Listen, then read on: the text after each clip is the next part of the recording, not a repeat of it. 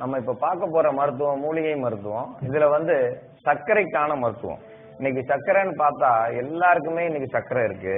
எனக்கு 300 இருக்கு, 400 இருக்கு, 700 இருக்குன்றாங்க. யாருமே இன்னைக்கு உங்களுக்கு எத்தனை குழந்தை இருக்கு, உங்களுக்கு என்ன, உங்க பிள்ளைங்க படிக்கிறாங்க, அதெல்லாம் இல்ல. உங்களுக்கு எவ்வளவு இருக்கு சர்க்கரை, எனக்கு எவ்வளவு இருக்கு சர்க்கரை, இதுதான் விசாரிப்பு.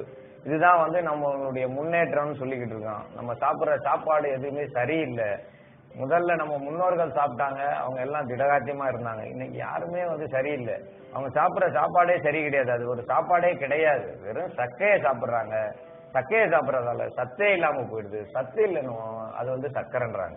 சக்கரைன்றது ஒரு நோயே கிடையாது.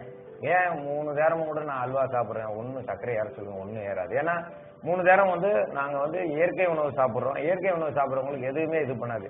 சர்க்கரையை சாப்பிட்டா சர்க்கரை வரும்னா எதுக்கு இன்னைக்கு இருக்கிற இனிப்பு கடையெல்லாம் இவ்வளவு இருக்குது, எதுக்கு தீபாவளி பலகாரம் போடுறாங்க, எதையுமே நிறுத்திட வேண்டியதாங்க மொத்தத்துக்கும். சர்க்கரை இல்லைன்னா ஞாபக சக்தியே இல்லாம போயிடும். ஞாபக சக்தி இல்லைன்னா வாழவே முடியாது. அப்ப இனிப்பு சுவை இருந்தாதான் கண்டிப்பா ஞாபக சக்தி இருக்கும். ஞாபகம் அதிகம் தேவைன்னா தினந்தோறும் கண்டிப்பா கொஞ்சம் இனிப்பு சுவை சாப்பிட்டே ஆகணும். அறுசுவை உணவுல இனிப்பு ஒண்ணு இருக்குது.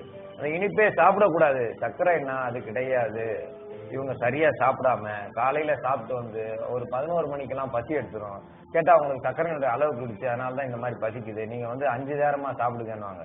அதெல்லாம் கிடையாது. ஒரு நாளைக்கு 32 கவாலம், ஒரு வேளைக்கு 32 கவாலம் சாப்பிடுட்டா அவங்களுக்கு சக்கரை நோயே இருக்காது, ஓடி போயிடும். இன்னைக்கு உங்களுக்கு சக்கரைன்னு சொன்னது நல்லா சாப்பிடறவங்க சாப்பிட விடாம நிறுத்திடுறாங்க. அவங்க என்ன செய்யறாங்க, 2 சப்பாத்தியை சாப்பிட சொல்றாங்க. 2 சப்பாத்தி சாப்பிட்டதும் சத்து இருக்காது. சக்கரை நோய்க்கு நீங்க மருந்து சாப்பிட்டா சக்கரை நல்லா ஆகணும். எதுக்கு கால் எடுக்கிறாங்க? கால் எடுக்கிறது காரணம் என்ன? சர்க்கரைக்கு தானே மருந்து சாப்பிடுறீங்க. நீங்க சாப்பாட்டை குறைச்சிங்கன்னா ரத்தம் குறைஞ்சுன்னா ஒரு பக்கம் ரத்தம் போறது நின்றுச்சுன்னா அந்த காலை வெட்டணும். அப்ப சர்க்கரைக்கு மாத்திரை சாப்பிட்டதும் கிட்னி போயிடுது. சர்க்கரை சரியாவல, கிட்னி போயிடுது. அந்த சிறுநீரகம் மொத்தமும் போயிடுது. அவங்க 10 வருஷத்துக்கு அப்புறம் சிறுநீரகம் இல்லாம போயிடுறாங்க. சர்க்கரையால யாருமே எதுவுமே பாதிப்பு இருக்காது. ஆனா உப்பு வந்துச்சுன்னா அது ஆளை முடைக்கிறோம், ரொம்ப வேகமா செய்யும். ஆனா சர்க்கரை அந்த மாதிரிலாம் கிடையாது. 20 வருஷம் 30 வருஷம் சர்க்கரை நோய் இருக்கிறவங்க எல்லாம் வாழ்ந்துட்டு தான் இருக்காங்க. அவங்களுக்கு எந்த ஒரு சிக்கலும் கிடையாது. ஆனா அந்த சர்க்கரை 500 600 இருக்கு. இன்னைக்கு கண்ணுக்கு போய் நாங்க மருத்துவ சிகிச்சை பண்றோம், அறுவை சிகிச்சை பண்ண போறோம், 500 இருக்கிறதால பண்ண முடியாது. நாங்க பயப்படவே தேவையில்லை. சர்க்கரை அவங்களுக்கு சம அளவு வந்தாதான் அவங்க அறுவை சிகிச்சை செய்வாங்கன்னா, அதுல முக்கிய மருந்தா நீங்க தினந்தோறும் சமையலுக்கு பயன்படுத்துற நூக்கல் எல்லாருமே பயன்படுத்துவாங்க. நிறைய பேர் இதை பயன்படுத்த மாட்டாங்க. இது பெங்களூர்ல அதிகமா விளையுது, அதனால இது வேணாம் அப்படின்னு சொல்லி இது பண்ணுவாங்க. சிலர் இது ஒரு கத்திரிக்காய் மாதிரி பயன்படுத்திக்கிடுவாங்க. நூக்கலை பயன்படுத்தினா நிறைய உங்க சர்க்கரையை கட்டுப்படுத்தும். ஒரே நாள்ல 100 பாயிண்ட் குறைக்கணும்னா இந்த நூக்கலை சாப்பிட்டாங்கன்னா கண்டிப்பா இன்னைக்கு சாப்பிட்டா நாளைக்கு காலையில போய் செக் பண்ணி பார்த்தாங்கன்னா பரிசோதனை பண்ணும்போது 300 இருக்கவங்களுக்கு 200 இருக்கும். அதனால ஒரே நாள்ல 100 பாயிண்ட் குறைக்கணும்னா இந்த நூக்கலை பயன்படுத்தணும். இதோட சேர்த்து ஆவாரம் பூவை பயன்படுத்தும் போது சர்க்கரையை கட்டுப்படுத்தக்கூடியது. ஆவாரம் பூ சாப்பிடுவோர் சாவோரும் உண்டோன்னா இதை சாப்பிட்டவங்களுக்கு சாவே கிடையாது. ஏன்னா இது தங்கம். தங்கத்தை சாப்பிடும்போது உடலை தங்கமாக்கும்னா இவ்வுடல் இவ்வுலகில் தங்கும். அது பேருக்கு தான் தங்கம்னு. தங்கம்னா தங்கம் கிடையாது. இந்த உடல் இந்த உலகத்துல தங்கறதுக்கு பேரு தான் தங்கம்னு அர்த்தம். அதை நம்ம ஆவாரம் பூ சாப்பிடும்போது உடல்ல உள்ள நோய் எல்லாத்தையும் போக்கிரும். அதனால இந்த பூவை சாப்பிட்டவங்களுக்கு தங்கம் உள்ள போய் சேருதுன்னு சொல்றோம். அதனால அவங்க உடம்பு இந்த உலகத்துல தங்கம். அதுதான் ஆவாரம் பூ சாப்பிட்டவங்களுக்கு அதிக அளவு நன்மை தரக்கூடியது. எந்த நோயா இருந்தாலும் கட்டுப்படுத்தும். எந்த நோய்க்கும் இது உகந்து போய் அதை கொஞ்சம் கொஞ்சமா கூட இருந்தே நல்லதை செய்யக்கூடியது. எல்லா நோய்க்கும் சரி செய்யக்கூடியது. இந்த சர்க்கரைக்கு பயப்படவே தேவையில்லை. இதோட சேர்த்து சீரகம், உள் உறுப்புகளை சீராக்கிறதுக்காண்டிதான் சீரகம். சீரகத்தை சாப்பிட உடல் தங்கமாகும்னா உள் உறுப்புகள் சுத்தமாகும். சுரக்காத சுரப்பிகள் சுரக்க ஆரம்பிக்கும். தினந்தோறும் நீங்க சாப்பிடுற சாப்பாடு என்ன சாப்பிடுறீங்க? காலையில ஒரு இட்லியோ அல்லது தோசையோ சாப்பிடுறீங்க, மத்தியானம் கொஞ்சம் சோறு, சாயந்தரம் 2 சப்பாத்தி. இது ஒரு உணவா கிடையவே கிடையாது.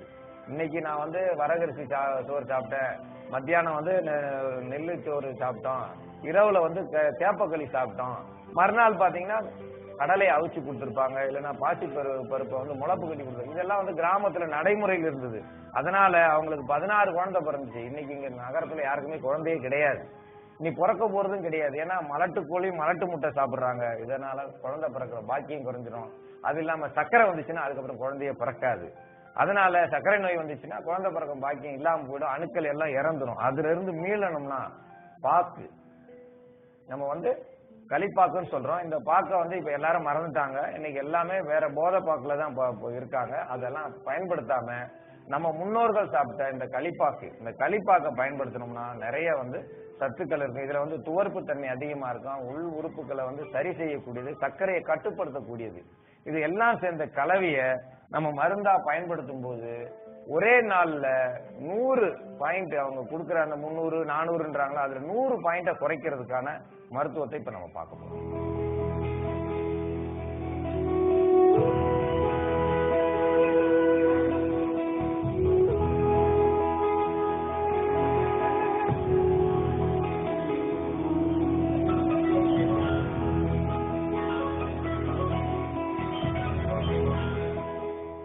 சர்க்கரைக்கான மருத்துவத்தை பார்க்க போறோம். சர்க்கரைக்கு இந்த நூக்குல வந்து அரைச்சு எடுத்திருக்கோம். நூக்குல வந்து ஒரு 200 கிராம் அளவு நூக்குல வந்து கொஞ்சமா தண்ணி விட்டு நல்லா அரைச்சு எடுத்து வச்சிருக்கோம். இந்த நூக்குல பச்சையா தான் பயன்படுத்தணும். நூக்குல வந்து வேக வைக்க எதுவுமே வேண்டாம். இதோட சேர்த்து ஆவாரம் பூ ஒரு கைப்பிடி அளவுக்கு நமக்கு தேவைக்கேற்ப எடுத்துக்கலாம். எவ்வளவு சேர்த்தாலும் ஆவாரம் பூ தவறு செய்யாது. இதை மொட்டு எடுத்துக்கலாம், இதுல உள்ள நுனி இலைகள் எடுத்துக்கலாம், தவறு கிடையாது. பூக்கள் இல்லாத காலத்துல அந்த நுனி கொழுந்து எடுத்துக்கலாம். இந்த மாதிரி இது எல்லாத்தையும் எடுத்து இதோட சேர்த்துக்கிறோம்.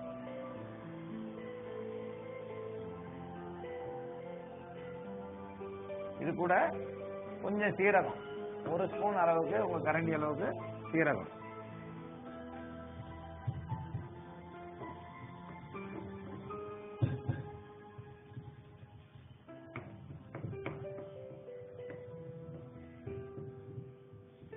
இதுல வந்து ஒரு 2 பாக்கு அளவுக்கு அரைச்சு எடுத்து வச்சிருக்கோம். 2 பாக்கு அளவுக்கு இதுல சேர்த்துறேன்.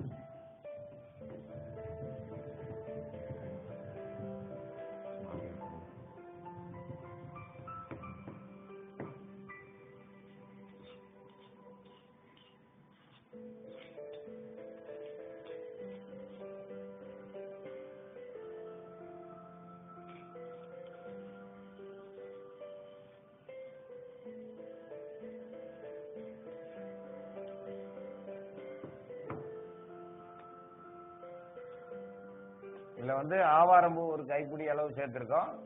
கொஞ்சம் சீரகம், 2 களிப்பாக்கு, ஒரு 150 கிராம் அளவுக்கு நூக்கல் சேர்த்திருக்கோம்.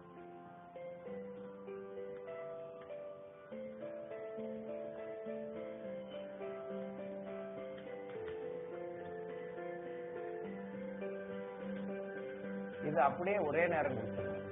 காலையில வெறும் வயிற்றுல குடிப்பீங்களோ அல்லது சாயந்தரம் வந்து சாப்பாட்டுக்கு முன்னாடி குடிப்பீங்களோ, எப்ப குடிப்பீங்களோ தெரியாது. இன்னைக்கு காலையில குடிச்சா நாளை காலையில நீங்க போய் பரிசோதனை பண்ணி பாத்தீங்கன்னா 300 இருக்குது எனக்கு சர்க்கரைன்னா, நீங்க மறுநாள் பார்த்தா 200 இருக்கும். அதனால தினந்தோறும் இதை குடிக்க கூடாது. தினந்தோறும் குடிச்சா சர்க்கரையே இல்லாம போயிடும். தவறு. வாரம் ஒரு முறை எடுத்துக்கங்க. வாரம் ஒரு முறை சாப்பிட்டீங்கன்னா இந்த சர்க்கரையை வந்து உங்க கட்டுப்பாட்டிலேயே வச்சிருக்க. நீங்க எதை வேணாலும் சாப்பிடலாம். அல்வாவும் சாப்பிடலாம், லட்டும் சாப்பிடலாம், திருப்பதி லட்டும் சாப்பிடலாம். தவறே பண்ணாது, பயப்படவே தேவையில்லை. இதை சாப்பிட்டுட்டே இதை சாப்பிட்டீங்கன்னா சர்க்கரையை கட்டுப்பாட்டிலே வச்சிருக்கோம். ஆனா உணவு முறை கண்டிப்பா மாத்தணும். சிறுதானியங்கள் சாப்பிடணும். ஆட்டுப்பால் வந்து 3 மாசம் தொடர்ச்சியா சாப்பிட்டா சர்க்கரை நோயே இருக்காது. உடம்புல நல்ல ஆரோக்கியம் அதிகமாகும். காந்தி அன்னைக்கு ஆட்டுப்பால் சாப்பிட்டாருன்னா உடல் ஆரோக்கியத்துக்கு, சர்க்கரை நோயை கட்டுப்படுத்துறதுக்கு தான் சாப்பிட்டாங்க. கடலை பருப்பு சாப்பிட்டாரு. கடலை உடலை வளர்க்கும். வயசாக மெலிஞ்சிட்டே போவாங்க. கடலை பருப்பு ஒரு அரைப்படி கடலை பருப்பும் 1/2 லிட்டர் ஆட்டுப்பாலும் சாப்பிட்டு ஒரு நாள் முழுவதும் அன்னைக்கு அவர் பட்னியா இருந்தாரு. பட்னி கிடையாது, அது உடலுக்கு போதுமான உணவு, திடகாத்தியமான உணவு. அதை சாப்பிட்டு அவர் திடகாத்தியமா எல்லாரோடையும் நடந்தாரு. அந்த அளவுக்கு இருந்துச்சு. அதனால இதோட சேர்த்து ஆட்டுப்பால் சாப்பிட்டா எந்த ஒரு மருந்தும் சர்க்கரைக்கு நீங்க எடுக்க தேவையில்லை. தைரியமா இதை வந்து வாரம் ஒரு முறை எடுத்தா சர்க்கரைக்கு எல்லா மருந்தையும் விட்டுறலாம். சர்க்கரையை வந்து நம்ம ஒன்றும் பண்ணாது. நம்ம உடலுக்கு வந்து கண்டிப்பா ஒரு வேளைக்கு 32 கவாலம் உணவு சாப்பிடணும்.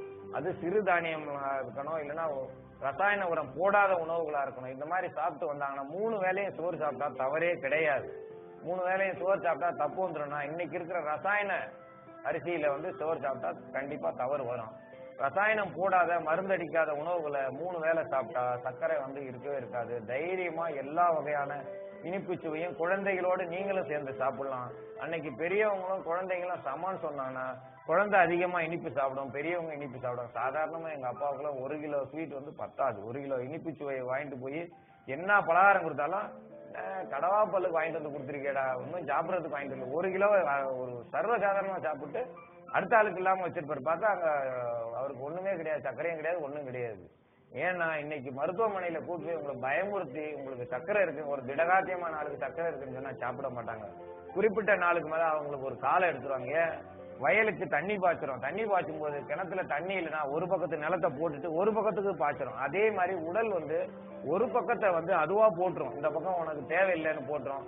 போட்டு நீ சாப்பிட்ற சாப்பாடு இவ்வளவுதானப்பா, இதுக்கு தக்கன ரத்தம் எங்க போகணுமோ அங்க அனுப்புறேன்னு அங்க அனுப்புவோம். அந்த பகுதி மட்டும் நல்லா இருக்கும், ரத்தம் போகாத பகுதி உள்ள கெட்டு போயிரும். கேட்டா சக்கரை சக்கரையும் இல்லை, ஒண்ணும் இல்லை. காலுக்கு ரத்தம் போல அந்த காலை வெட்டி எடுக்க முடியாது, கண்டிப்பா உணர்ச்சி இல்லாம போயிடும். அதெல்லாம் பயப்படாம இந்த மருந்தை வந்து நீங்க மருந்தா இல்ல ஒரு ஒரு சாதாரணமா எப்போ வேணாலும் சாப்பிடலாம். நூக்குள் நம்ம சாப்பிட்ற ஒரு எந்த ஒரு விஷத்தன்மையும் இல்லாதது நம்ம சாப்பிட்றோம். எந்த மருந்து அடிக்கவும் மாட்டாங்க அதுக்கு அதிகமா. அதே மாதிரி ஆவாரம்பு தன்னால வளர்றது, சீரகம் நமக்கு கிடைக்கக்கூடியது நம்ம சமையல் கட்டில இருக்கு. களிப்பாக்கு இப்போ வந்து பாக்குங்களை கொஞ்சம் தேடி பிடிச்சுதான் வாங்கணும். ஏன்னா முந்தி எல்லா கடையிலும் இருக்கு, இன்னைக்கு கடைகள்ல கிடைக்காது. எங்கேயாவது நாட்டு மருந்து கடையில கிடைக்கும், அதை வாங்கி வச்சிருந்து வெத்தலை பாக்கு போட்டாலே சர்க்கரை கட்டுப்படும். இன்னைக்கு வெத்தலை பாக்கு போடாம வேற எதையோ போடுறாங்க. ஆனா இந்த பாக்கு இதுல பயன்படுத்தினீங்கன்னா மருந்தா சாப்பிட்டா வாரம் ஒரு முறை மட்டும் சாப்பிடுங்க. கண்டிப்பா சர்க்கரை உங்க கட்டுப்பாட்டுக்குள்ள இருக்கும். இது எல்லாரும் பயன்படுத்த வேண்டும் என்று கேட்டுக்கொள்கிறேன்.